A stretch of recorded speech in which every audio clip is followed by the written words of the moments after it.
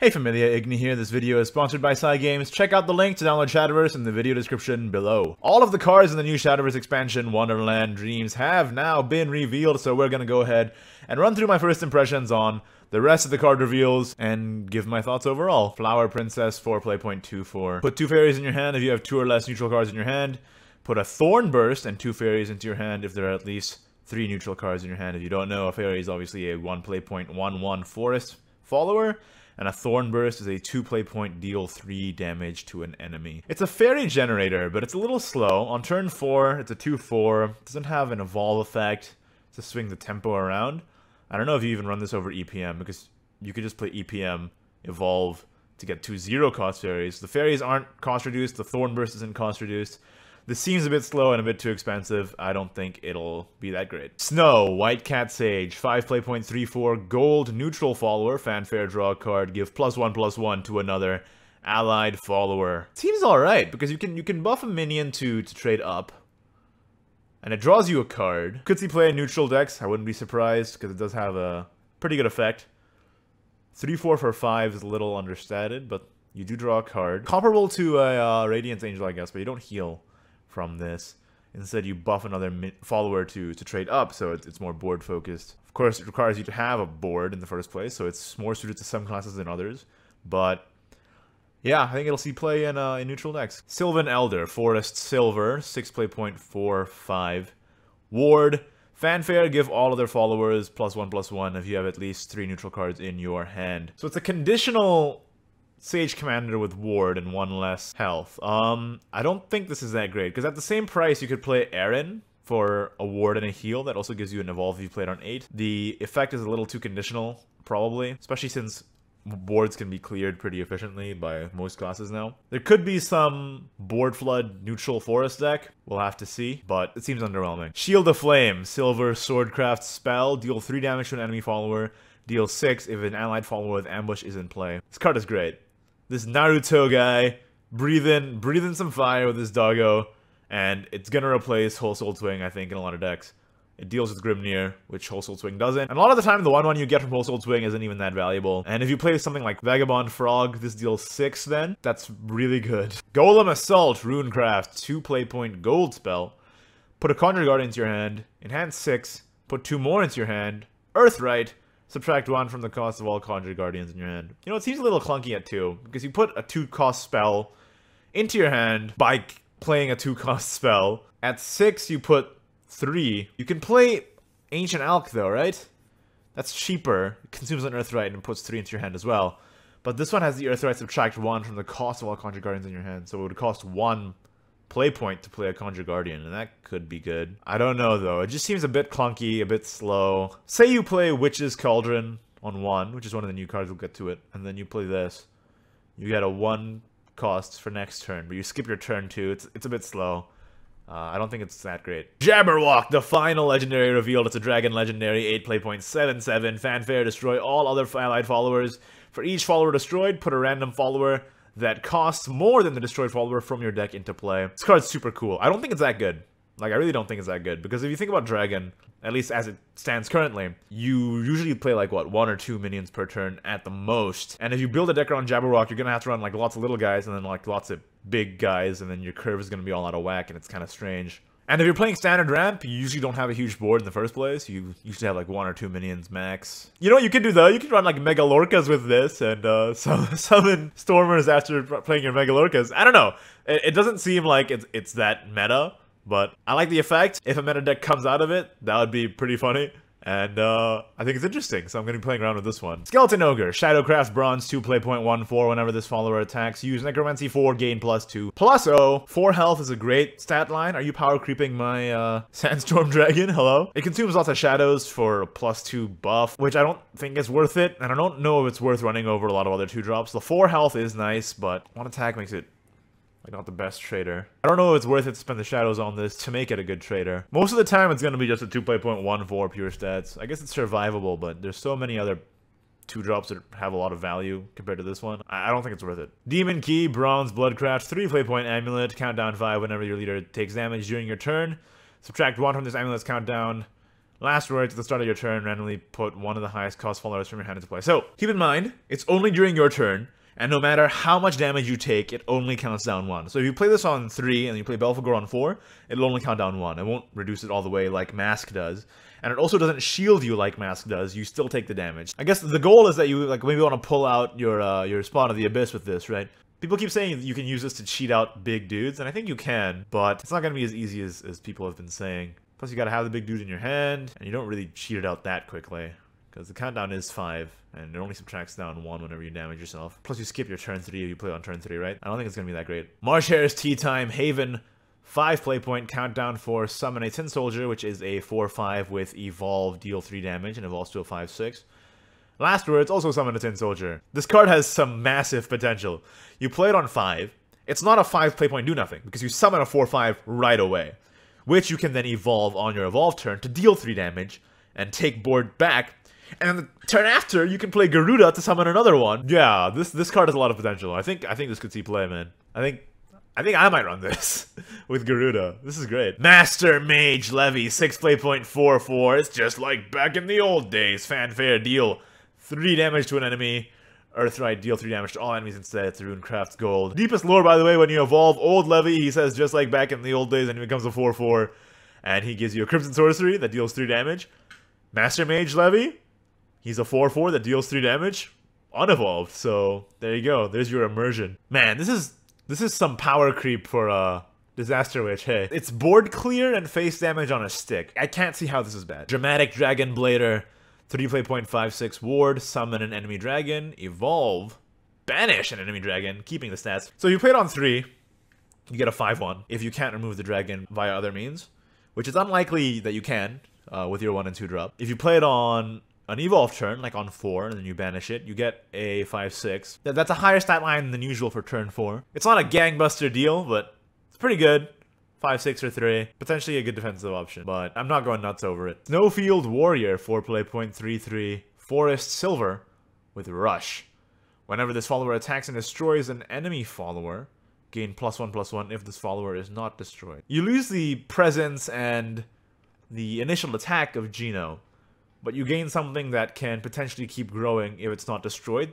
I think Geno is still a better card, because that 4 attack is really valuable for trading up. This will most likely get buffed once. It'll become a 4/2, and then it'll trade and die. Forest is kind of hard to evaluate, because it's you kind of take it into the context of Roach, because Roach is all they've ever had.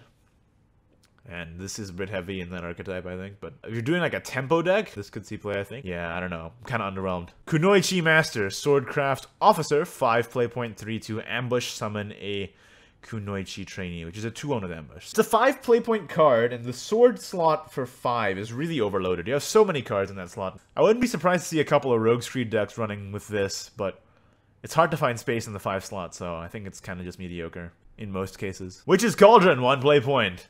Runecraft Earth Sigil, last words, draw a card. Great. It helps you dig further into your deck for more dirts and more eaters. Now you have something other than just scrap iron for turn 1. Fit this in between awkward curve turns, because it's 1 play point, it's really easy to squeeze in. And it draws a card, it draws a card. Drawing cards is good. Mr. Heinlein, Shadow Mage, Runecraft Silver, 6 play point 5/6. Ward, Fanfare, if there are cards in your hand that have been spell boosted fewer than 5 times, spell boost those cards until they have been spell boosted a total of 5 times. This is like a Daria buff, isn't it? This card is like really strong. It has Ward, so it's great defensively. You get 0 cost Fate's Hand, which can chain into other spell boosts, and yeah, this is powerful. Tweedle Dum, Tweedle Dee, Forestcraft 2 play point 2/2, Bronze Fanfare, add 1 to the number of played cards this turn.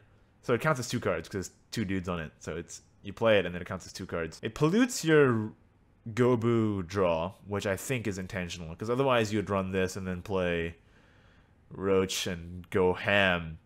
What I like about it is that it acts as a 1-card activator for cards like Archelon and other cards that aren't just Roach, so makes that more consistent. And the fact that it's at 2 play points makes me believe that that was their intention, because if you pollute the Gobu draw, then Roach becomes less consistent. But I don't know if it's exactly what Forest needs. I like that it's trying to, you know, potentially encourage archetypes other than Roach because of the way it's designed at the 2-cost slot, but it could just be used in Roach. It could just be used in Roach, because Roach, sometimes you need the board space to connect, Although it is more expensive than 1 cost, and if you bounce roaches back, you run out of play points pretty quickly. So I don't know what's gonna save Forest, but I like the flavor, and I like that it potentially enables cards that aren't roach, and hopefully makes other Forest archetypes just that little more consistent. Dragon Sculpture, Dragoncraft Amulet Bronze. 4 play points. At the end of your turn, transform this amulet into a dragon if the opponent has more cards in play than you. It's a 4 play point 5/5 essentially if you're falling behind on board. The good news is it is at the end of your turn, so you can't play it down and then scare your enemy into not playing anything. Because it won't summon at the start of your turn, it'll summon at the end. But that makes it also better on curve, because if they have something and you just slam this down on 4, that means you get a 5/5 for 4 play points. I'm not so sure, because at the end of your turn, you slam down this, you get a 5/5, but you can't use your evolve point on that turn. I think it's a bit hefty of a price for a 5/5 that you can't attack with on that turn, on an Evo turn, so I'm not expecting it to see that much play. Another dragon card, a bronze. Ebon Beast Warrior, 7 play point 6/8. First of all, it's not a dragon. It's clearly a lion man. Dragon has the entire zoo. It's got turtles, whales, owls. Now lion men should just be called Big Craft. It's a ward. It's a discarder. And I don't think discard needs more discarders. I think discard needs more things that have effects when discarded. You could also be playing lots of other things at that point in time if you've ramped to this point. So I don't think it's all that great. Phantom Cat, Bloodcraft Gold, 6 play point 5/5. Fanfare, draw 2 cards, deal 2 damage to the enemy leader for each neutral card drawn. So it draws you, it's a 6 play point 5/5 that draws you 2, and then also burns the enemy face if you're running neutrals. It's expensive for blood, but this is still kinda nuts. Siren's Tears, 2 play point, Shadow, Silver Amulet. Destroy a random allied Shadowcraft follower. At the end of your turn, if you have both a Shadowcraft follower and a neutral follower in play, then give the random allied neutral follower +X equals the attack of the destroyed Shadowcraft follower. So, like what? You could run this in your neutral Shadow deck that runs Dark Alice and all that, and you can proc your last words to buff your neutrals. But it is a 2 play point amulet. Maybe I just rate turn 2 plays that don't do anything really low. It takes up space on your board the entire game. It destroys your dudes, which procs your last words, that's great, but it just gives you big beat sticks, right? I don't know. I don't think it's worth it. Demon Eater, 2 play point 1/2. It's soul conversion on a body for Shadowcraft. Doesn't activate if no other allied followers are in play. So that's good. At least it can't just draw 2 cards like Pot of Greed. Is it even worth running over soul conversion? Because a lot of the time when you play the soul conversion, you like the fact that it's 1 cost because you get to play the cards that you draw a lot of the time. You do get some board presence back, I guess, which is good if you're destroying stuff that you own to proc last words and all that. Like, I wouldn't be surprised if it's played if you want to run more card draw. It's not bad. Yeah, it's a fine card. Disagreeable Demon, Bloodcraft Bronze, 3 play point 2/3. Fanfare, gain ward of an enemy followers in play, gain +2/+0, and deal 2 damage to your leader if no enemy followers are in play. This is really quite good because you get a 3 play point 2/3 if the enemy has any followers. So you get this great defensive play, like Grimnir, and we all know how good Grimnir is on 3 also. So you get a Grimnir, or if there isn't, it switches to aggressive mode and becomes a 4/3 for 3. This card is great. Tenko, Havencraft, 5 play point 4/5. Whenever an allied follower's attack, restore 1 defense to your leader. Oh boy, here comes the Alana support. This card is great. It's great, because if you have any sort of board at all, if you play Beast Call Arya on 2, it pops at 5. Play Tenko. You can already heal for 1 with the Falcon, and then you can evolve to heal for another. If you have the Elanas on the board at that point too, you got this gigantic board. Like, this is pretty good. This is great Elana support. Birdkeeping Disciple, Bronze Haven card, 4 play point 4/3. Put a Pinean Prayer into play. That is some world-class alliteration right there. Put a Pinean Prayer into play. I love it. Also, card's alright. It's a 4/3 for 4, right on the curve, and it puts a Pinean Prayer into play. It's got value, a lot of value. It reminds me of Veteran Tamer. I think this card could definitely see play in some variant of Stormhaven. Yeah, I wouldn't be surprised. The last card here, Great Lion, 6 play point 4/5 silver. Hasn't been revealed yet on the Shadowverse Twitter, but this is from Cygames, which is one of Cygames' official websites, so it's for real. It's a ward, and it has whenever this follower attacks, gain +1/+1. Pretty expensive for the effect that it has, even though a 7/8 body that can trade on turn 6 is quite big, but, you know, as with everything, it's pretty susceptible to hard removal, and, you know, it's just a big dude, and otherwise it's not really that impressive. But hey, you know what? It's another lion man. Lots of lion men this expansion. Lots of lion men. Well, that's it. That's every single card that's been revealed so far for Wonderland Dreams. In terms of predictions of the new meta, I think the most obvious one is that Blood is getting a lot of tools, and I'm expecting Blood to be quite strong. What I hope for, though, is that these new interesting cards do introduce some more archetypes rather than just bolstering the ones that we already have, and that would probably be for the best, because I really like diversity in the meta. Anyway, what do you think about the new cards? Do you agree? Do you disagree? Was I completely off the mark on some of these? Let me know in the comments below. I'm interested to see what you think. That's it for this video. Like it if you did. Don't if you didn't. Subscribe for more Shadowverse content and Wonderland Dreams hype in the very near future. And of course, thank you to my wonderful patrons. You have my eternal gratitude. If you'd like to support the channel as well, you can head on over to patreon.com/Ignideus. If not, that's fine too. Thanks for watching, and I'll see you next time. Bye-bye.